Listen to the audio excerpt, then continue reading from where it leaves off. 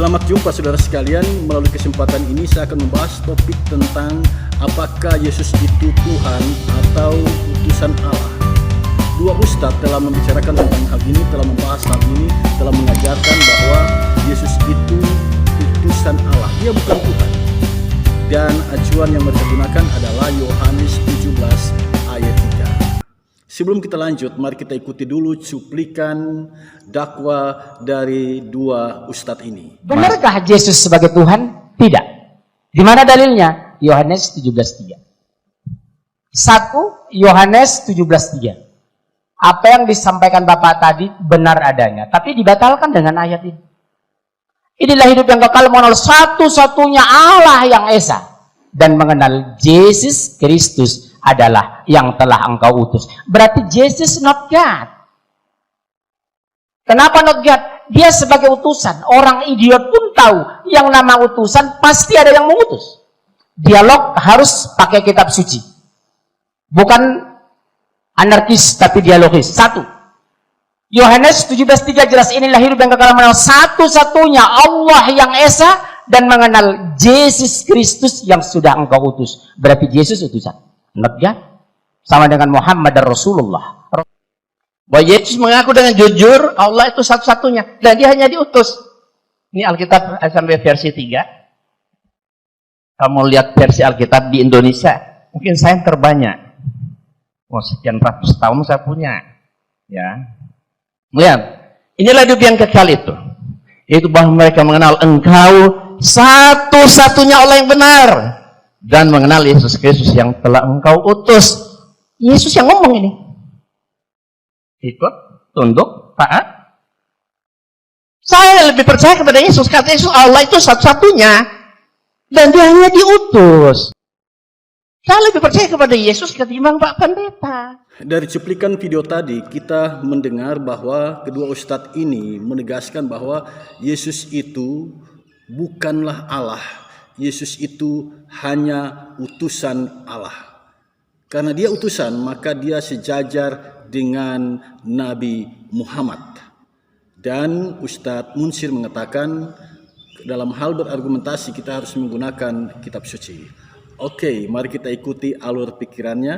Kita gunakan kitab suci untuk membahas tentang hal ini. Kitab suci yang saya maksud adalah kitab sucinya orang Kristen, yaitu Alkitab. Di dalam kitab Injil Yohanes pasal 17 ayat 3, di sini tertulis, inilah hidup yang kekal itu, yaitu bahwa mereka mengenal engkau satu-satunya Allah yang benar dan mengenal Yesus Kristus yang telah engkau utus. Dari ayat ini, dua ustadz yang saya sebutkan di atas mengatakan bahwa Yesus sendiri yang mengatakan, inilah hidup yang kekal itu, bahwa engkaulah satu-satunya Allah yang benar. Jadi tidak ada Allah lain, tidak ada yang setara dengan Allah. Yesus bukan Allah, Yesus adalah utusan Allah. Pertama-tama saya mengucapkan banyak terima kasih kepada Ustadz Munsir dan Ustadz Insani Mokoginta. Saya mengucapkan banyak terima kasih karena kalian dalam membangun logika, membangun argumentasi, mendasarkannya pada kitab Injil Yohanes pasal 17 ayat 3. Bagi saya ini sesuatu yang luar biasa. Mengapa? Karena Ustadz Yahya Waloni mengatakan ini palsu. Ini kitab palsu. Nah, kalau ini kitab palsu, mengapa Ustadz Munsir dan Ustadz Insan Mokoginta begitu percaya akan perkataan Yesus dalam Yohanes 17 ayat 3? Dengan kepercayaan itu, dengan keyakinan itu, sesungguhnya mereka menegaskan bahwa ini Alkitab yang benar, ini kitab suci yang benar, ini bukan palsu. Terima kasih untuk Ustadz Munsir dan Ustadz Insan Mokoginta yang meneguhkan keyakinan kami bahwa ternyata kitab Injil Yohanes bisa dipercaya. Dan untuk Ustadz Yahya Waloni, engkau salah. Karena ternyata Injil Yohanes pasal 17 ayat 3 itu banyak dikutip oleh para pendakwa Muslim. Nah, karena dua ustadz telah mempercayai kebenaran firman Tuhan dalam Yohanes pasal 17 ayat 3, maka saya mau katakan, Pak Ustadz, Jangan hanya berpegang pada ayat 3, sebab ayat 3 itu tidak berdiri sendiri. Ayat 3 itu ada dalam hubungannya dengan ayat sebelumnya dan sesudahnya. Nah, jika Pak Ustadz mempercayai ayat 3 ini, maka kita lihat dulu ayat sebelumnya. Apa sesungguhnya yang melatar belakangi sampai Yesus bicara seperti itu? Kalau kita melihat keseluruhan perikop ini, apa yang Yesus katakan di sini adalah isi doa Yesus kepada Bapa Surgawi. Nah, dalam ayat 1 Yesus mengatakan begini, Bapa, telah tiba saatnya, permuliakanlah anakmu, supaya anakmu mempermuliakan engkau. Jika Pak Ustadz mempercayai ayat 3, maka ayat 1 juga harus dipercayai. Dalam ayat 1, Yesus menyapa Allah dengan sapaan Bapa, kemudian dia mengatakan telah tiba saatnya, permuliakanlah anakmu. Yesus menyebut dirinya anak Allah. Jadi kalau percaya kitab Injil Yohanes, percaya jugalah bahwa Yesus itu adalah anak Allah. Apakah Pak Ustadz percaya tentang hal ini? Kalau percaya ayat 3, percaya juga ayat 1. Percaya ayat 1, karena ayat 3 itu merupakan kelanjutan dari ayat 1. Agar kita mengerti mengapa Yesus bicara seperti itu. Yang kedua, dalam ayat 2, Yesus mengatakan, sama seperti engkau telah memberikan kepadanya kuasa atas segala yang hidup. Yesus diberikan kuasa atas segala yang hidup. Demikian pula ia akan memberikan hidup yang kekal kepada semua yang telah engkau berikan kepadanya. Yesus punya kuasa memberikan hidup yang kekal. Yesus punya kuasa itu. Nah, apakah Pak Ustadz percaya bahwa Yesus punya kuasa untuk memberikan hidup yang kekal? Seperti kami orang Kristen yang meyakini bahwa di dalam Yesus Kristus ada kehidupan yang kekal itu. Karena itu kami tetap berpegang teguh pada keyakinan itu. Bahwa Yesus punya kuasa untuk memberikan hidup yang kekal. Selanjutnya baru kita masuk dalam ayat yang ketiga. Ketika Yesus menjelaskan inilah hidup yang kekal itu. Yaitu bahwa mereka mengenal engkau satu-satunya Allah yang benar. Allah yang benar dan mengenal Yesus Kristus yang telah engkau utus. Kalau Pak Ustadz Munsir mengatakan dengan kalimat ini, Yesus not God, Yesus bukan Allah, itu kesimpulan yang terburu-buru. Kesimpulan yang terburu-buru. Mengapa? Kita harus paham dulu apa yang penginjil Yohanes maksudkan dengan Allah. Kita harus paham dulu itu. Karena di awal penulisannya, penginjil Yohanes telah menjelaskan kepada kita siapa sesungguhnya Allah itu. Mari kita lihat Yohanes pasal 1. Yohanes pasal 1 ayat 1. Disebutkan di sini pada mulanya adalah firman. Firman itu bersama-sama dengan Allah dan firman itu adalah Allah. Jadi yang dimaksudkan dengan Allah di sini adalah firman. Firman itu adalah Allah. Nah, firman itu yang adalah Allah itu disebutkan dalam ayat 10. Ia telah ada di dalam dunia dan dunia dijadikan olehnya, tetapi dunia tidak mengenalnya. Jadi Yesus Kristus adalah firman bersama-sama dengan Allah dan firman itu adalah Allah. Nah, mungkin kalian bingung dengan konsep ini, dengan gagasan ini. Firman bersama-sama dengan Allah berarti ada dua Allah, firman dan Allah. Tetapi Yohanes tidak menyebutkan ada dua Allah. Yohanes tidak menyebutkan ada dua Allah, tidak. Tapi yang Yohanes katakan di sini, firman itu adalah Allah. Dia bersama-sama dengan Allah dan dia adalah Allah sendiri. Nah, jadi memahami tentang Allahnya orang Kristen berbeda dengan yang dipahami oleh kaum Muslim. Allah yang kita yakini itu berbeda, Pak. Sangat berbeda. Ya, sangat berbeda. Nah, karena kita berbeda, biarkanlah perbedaan itu. Biarlah kita dengan keyakinan masing-masing. Saya tidak akan mengusik keyakinan orang Islam dalam mempercayai Allah yang mereka sembah. Seperti apa Allah itu, silakan kalian dengan keyakinan kalian. Tapi kami dalam memahami Allah berpegang pada Yohanes pasal 1 ayat 1, pada mulanya adalah firman, firman itu bersama-sama dengan Allah, dan firman itu adalah Allah. Firman itu telah datang ke dalam dunia, Yohanes 1 ayat 10. Firman itu telah menjadi manusia dan diam di antara kita, Yohanes 1 ayat 14. Jadi firman itu telah datang ke dalam dunia dan diam di antara kita. Firman itu telah menjadi manusia. Nah, siapa manusia itu? Siapa manusia itu? Dalam Yohanes 1 ayat 17 disebutkan, manusia yang dimaksud adalah Yesus Kristus. Jadi Yesus adalah Allah yang telah menjadi manusia. Pada abad pertama, Pak, keyakinan ini mengganggu akal budi sebagian orang, lalu mereka mempersoalkan tentang hal ini. Mereka tidak begitu bisa menerima bahwa Yesus adalah Allah yang telah menjadi manusia. Kalau Yesus sebagai manusia, mereka terima. Tetapi Yesus sebagai Allah, mereka tidak terima. Jadi kalau sekarang ada banyak orang tidak bisa menerima kealahannya Yesus, ketuhanannya Yesus, itu bukan hal yang baru dalam kekristenan. Pada abad pertama, ajaran sesat yang semacam itu sudah ada. Nah, kembali ke bacaan kita tadi, Yohanes pasal 17 ayat 3. Ya.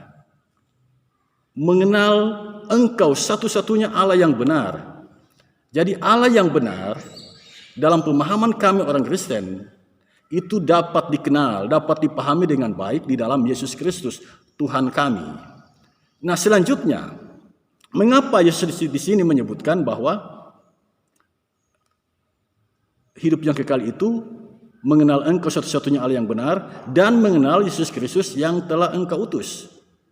Yang oleh dua ustadz disimpulkan berarti Yesus itu adalah utusan. Oke, itu benar. Yesus utusan. Utusan siapa? Utusan Allah. Pertanyaan kita, bagaimana Allah mengutus dirinya sendiri? Ya, bagaimana mungkin itu Allah mengutus dirinya sendiri? Nah, jadi karena Yesus utusan, berarti dia bukan Allah. Itu simpulan yang disampaikan oleh dua ustaz tadi. Nah, saudara sekalian, tentang hal ini mari kita dengarkan baik-baik penjelasannya. Saudara sekalian, karena yang dikutip adalah Yohanes pasal 17, maka saya akan menjelaskan tentang siapa Yesus berdasarkan kitab Injil Yohanes pasal 17. Keraguan tentang ketuhanan Yesus itu dimunculkan dalam dakwanya dua ustadz, Ustadz Munsir dan Ustadz Insan Mukoginta. Nah, jika Anda mempercayai betul kebenaran firman Tuhan dalam kitab Injil Yohanes pasal 17, maka mari kita kosongkan pikiran kita. Mari kita belajar bersama dari Yohanes pasal 17. Dalam ayat 1, Yohanes menyebut Yesus di sini. Dalam doanya, Yesus menyebut dirinya sebagai anak Allah.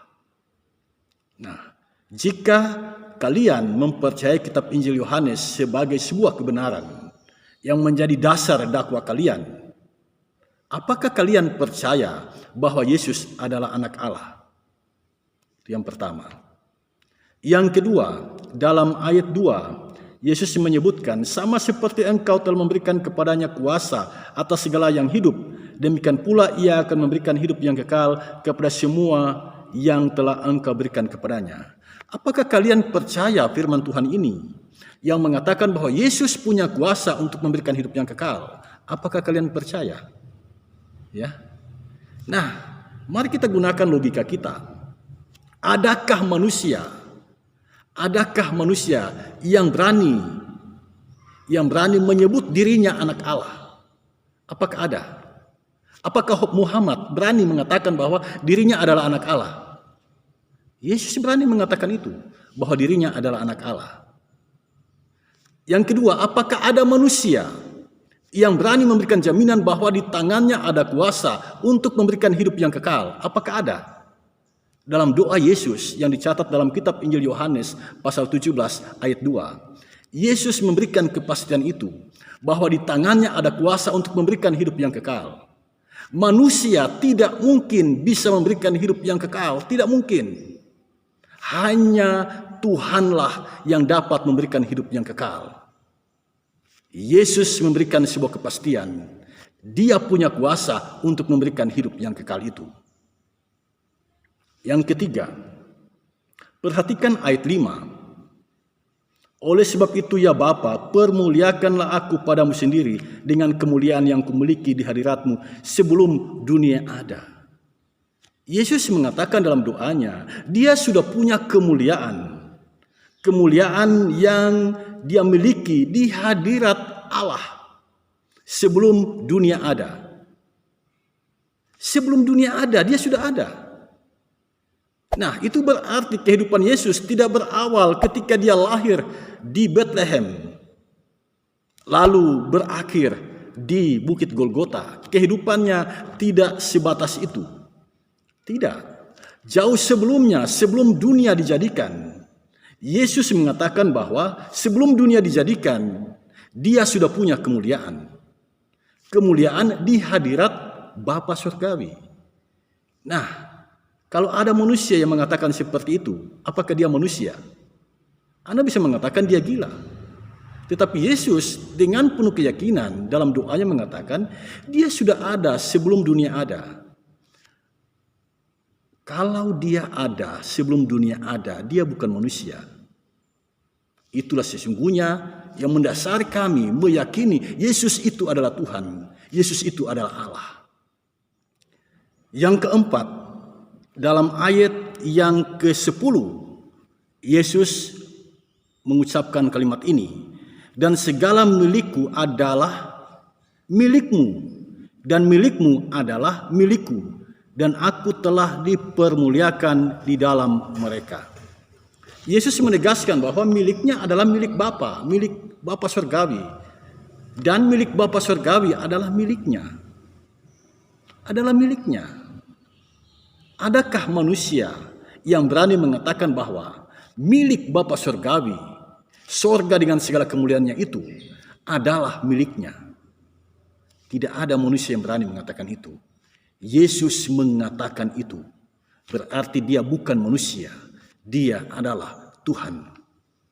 Yang kelima, dalam ayat 11, Yesus mengucapkan kalimat ini, peliharalah mereka dalam namamu, yaitu namamu yang telah engkau berikan kepadaku, supaya mereka menjadi satu sama seperti kita. Jadi Yesus dan Allah itu bukan dua hal yang terpisah. Yesus dan Bapa Surgawi itu adalah satu. Dalam ayat 11 dia menyebutkan itu, sama seperti kita, menjadi satu sama seperti kita. Menjadi satu sama seperti kita. Adakah manusia yang berani mengatakan bahwa dirinya itu dengan Bapa Surgawi adalah satu? Tidak ada manusia yang berani mengatakan itu. Yesus mengatakan itu. Berarti Yesus adalah Tuhan.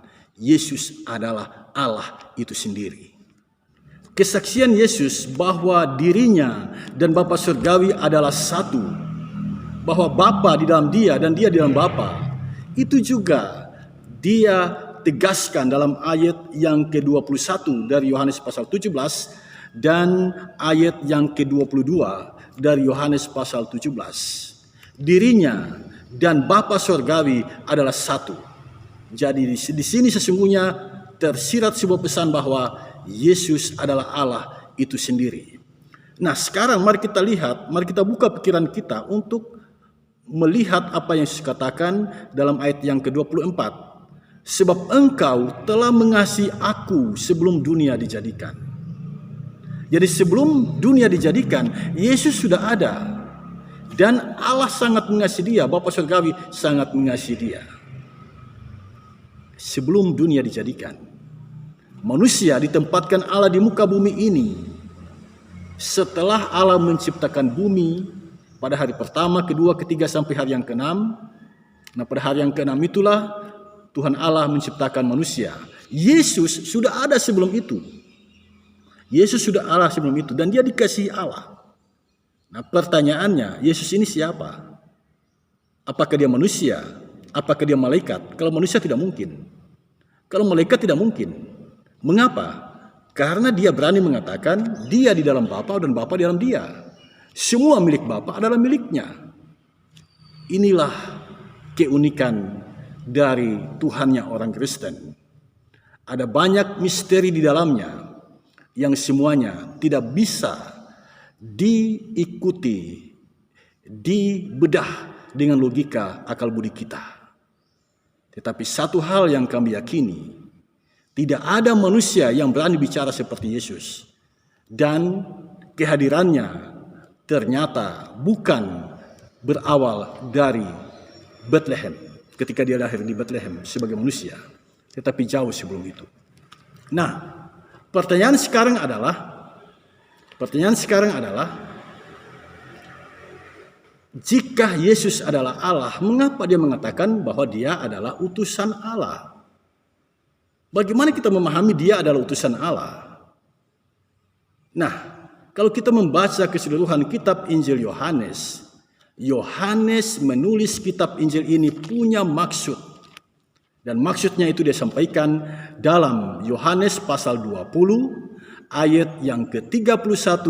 Di sana disebutkan, tetapi semua yang tercantum di sini telah dicatat supaya kamu percaya bahwa Yesuslah Mesias Anak Allah dan supaya kamu oleh imanmu memperoleh hidup dalam namanya. Nah, di sini Yesus disebutkan Mesias, penyelamat. Di sini Yesus disebutkan Anak Allah. Di sini Yesus disebutkan bisa memberikan hidup yang kekal. Jadi kitab Injil ini dicatat supaya kita percaya sungguh-sungguh kepada Yesus sebagai Mesias dan sebagai Anak Allah. Jadi Pak Ustadz, jika kalian percaya bahwa kitab Injil Yohanes ini adalah sebuah kebenaran, maka kalian percaya bahwa Yesus adalah Mesias Anak Allah. Nah, apakah itu kalian percayai? Jika kalian tidak mempercayai itu, maka semakin jelas bagi kami bahwa kalian mengambil ayat dari Yohanes 17 ayat 3 bukan atas dasar kalian mengimani ayat ini, mengimani kitab Injil ini, bukan. Tetapi ini dijadikan sebagai dasar untuk melayani kepentingan kalian, untuk menegaskan bahwa Yesus itu hanya nabi, Yesus itu hanya utusan Allah, Yesus itu bukan Tuhan. Nah, kalau itu kepentingan kalian, untuk apa? Untuk apa? Lebih baik kita berjalan dalam keyakinan masing-masing. Silakan kaum muslimin beribadah, berdoa, berpegang pada keyakinannya, dan biarkanlah kami orang Kristen beribadah, berdoa, dan berpegang pada keyakinan kami. Apakah Yesus adalah Allah atau bukan? Masing-masing kita punya pemahaman. Ustadz Insan Mokoginta mengatakan, saya lebih percaya Yesus daripada percaya para pendeta. Saya lebih percaya Yesus ketimbang percaya para pendeta. Sayang sekali Ustadz ini telah meninggal dunia. Kalau dia masih hidup, saya mau katakan, Yesus telah berkata, dia adalah Anak Allah. Apakah engkau percaya? Yesus telah berkata, dia memberikan hidup yang kekal. Apakah engkau percaya? Yesus telah berkata, dia diciptakan sebelum dunia dijadikan. Apakah engkau percaya? Yesus telah berkata, dia di dalam Allah dan Allah di dalam dia. Apakah engkau percaya? Jika engkau tidak percaya tentang hal ini, semakin jelas kepada kami bahwa Yohanes 17 ayat 3 dikutip oleh kalian bukan untuk dipercayai, tetapi hanya untuk melayani kepentingan kalian, melayani kepentingan dakwah kalian, untuk menegaskan Yesus itu hanyalah manusia biasa, Yesus itu hanyalah nabi, Yesus itu hanyalah utusan Allah. Dari penjelasan ini saya mau katakan bahwa keyakinan kita pasti berbeda, pemahaman kita pasti berbeda, dalam hal memahami Yesus kita pasti berbeda.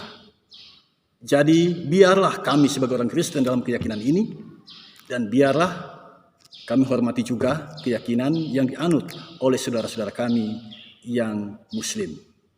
Saya pendeta Kristen dan saya punya saudara-saudara yang Muslim di Kalimantan, di Pontianak, Singkawang, Putus Sibau, di Balikpapan, di Jakarta. Saya punya saudara-saudara yang Muslim dan saya menghormati keyakinan mereka. Biarlah kalian berjalan dalam keyakinan kalian dan kami berjalan dalam keyakinan kami. Perbedaan itu indah. Perbedaan itu adalah anugerah Tuhan. Jika kita berbeda, karena kita memang diciptakan berbeda. Nah, saudara sekalian, kalau pemahaman kita sudah beda, apakah harus sama? Tidak usah.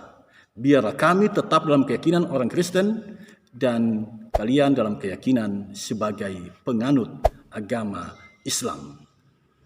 Simpulannya, Yohanes pasal 17 ayat 1 sampai ayat yang ke-26 adalah berisi doa Tuhan Yesus.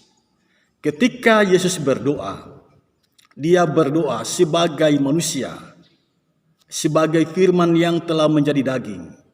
Karena dia adalah manusia, maka dia mengajarkan semua umat yang percaya kepadanya dalam hal menyapa Allah dengan sapaan Bapa. Dan dia dalam keadaannya sebagai manusia menyebut dirinya sebagai utusan Allah. Utusan Allah. Karena dia hadir sebagai manusia. Dia hadir sebagai manusia. Tetapi dalam doanya itu semakin jelas kepada kita, ternyata dia bukan sebatas manusia. Sekali lagi, dia bukan sebatas manusia. Dia telah ada sebelum dunia dijadikan. Dia ada di dalam Allah dan Allah di dalam dia. Jadi Yesus bagi kami orang Kristen adalah Allah itu sendiri.